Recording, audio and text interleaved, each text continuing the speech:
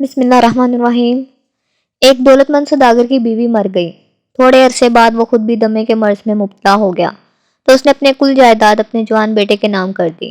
جائیداد پا کر پہلے نوجوان بیٹا اور اس کی بیوی سوداگر کی اچھی طرح دیکھ بھال کرتے رہے، مگر 6 مہینے بعد انہیں نظر انداز کرنا شروع کر دیا، جس سے علاج و معالجہ بھی چھوٹ گیا اور کھانا بھی وہی ملنے لگا جو معمولی طور پر گھر میں پکتا تھا۔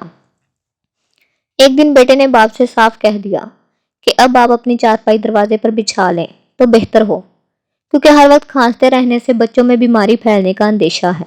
باپ کو صبر و شکر کے سوا چارہ ہی کیا تھا۔ کہا مجھے کوئی عذر نہیں، مگر ایک کمبل اوڑھنے کو چاہیے، اس لیے کہ ابھی سردی باقی ہے۔ اس نوجوان نے اپنے بیٹے سے کہا دادا کو گائے والا کمبل لا کے دو۔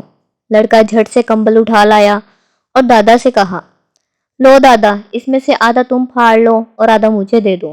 دادا نے کہا بھلا آدھے کمبل سے سردی کہاں جائے گی؟ باپ نے بھی کہا کہ دادا کو سارا کمبل دے دو، جس پر چھوٹے لڑکے نے معصومیت سے جواب دیا گھر میں ایسا کمبل ایک ہی ہے، اگر سارا دادا کو دے دیا تو آپ جب بوڑھے اور بیمار ہو کر دروازے پر چارپائی بچھاؤ گے تو میں ایسا کہاں سے دوں گا؟ نوجوان باپ اپنے لڑکے کی یہ بات سن کر سہم گیا اور باپ سے معافی مانگ کر پوری اطاعت و خدمت کرنے لگا، جس سے باپ بھی خوش ہو گیا، بیٹے کی بھی عاقبت سنور گئی۔ شکریہ۔